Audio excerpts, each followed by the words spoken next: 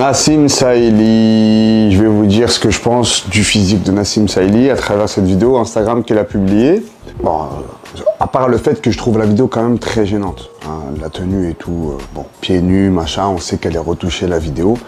Cependant, on va essayer de donner une analyse concrète sur son physique, qui est pas mal du tout. On va commencer sur l'aspect compétition.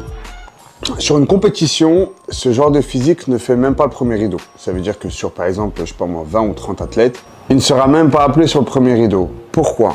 En compétition, donc des juges arbitres professionnels sur du bodybuilding professionnel. Donc là, il est en caleçon, il monte ses cuisses, donc on va dire qu'il sera en men's classique. Ce qui nous frappe, c'est ses pectoraux. Il a des gros pecs, Nassim, c'est vrai. Maintenant, il faut savoir qu'en compétition, dans le domaine de la compétition dans le bodybuilding, si on te dit « Waouh, il a des gros pecs, waouh, ses bras et tout », c'est qu'automatiquement, il a un décalage sur le reste.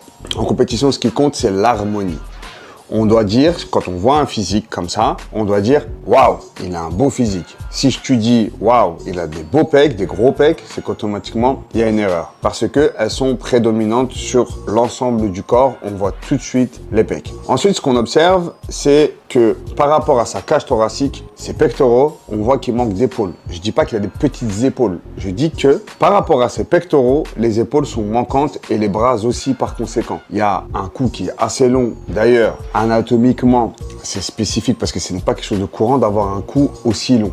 Les trapèzes sont présents, mais auraient dû monter davantage vu le cou qui est super long. La ceinture abdominale, nickel, sauf que par exemple, en men's classique, on attend des petites tailles très serrées et lui, on peut voir qu'il a une grosse taille.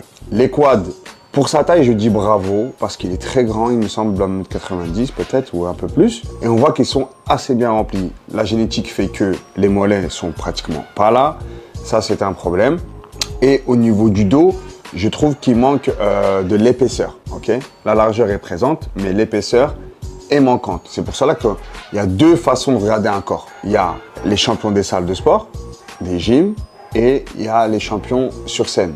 Donc bien sûr que quand il arrive dans un fitness park ou dans un on-air ou peu importe quelle salle de sport, tu vois encore un mec comme ça arriver, tu dis waouh, le mec il est incroyable. Sauf qu'en compétition, c'est pas du tout comme ça que ça se passe. Mais on peut voir qu'il y a du travail, on peut voir qu'il y a de l'engagement et on peut voir de l'application. Pour finir, je trouve ça un peu curieux qu'avec toutes les vidéos où il donne des avis de la science, de l'anatomie, etc., qu'on voit qu'il fait vraiment un gros travail sur les pectoraux. Ça doit être vraiment, à mon avis, un petit complexe qu'il avait quand il était jeune. Mais je pense qu'il devrait un petit peu délaisser les pecs pour se concentrer davantage sur ses cuisses. Parce que si ses cuisses prennent davantage visuellement, ses pectoraux paraîtront moins gros et de ce fait-là, il sera plus beau à voir. Hein.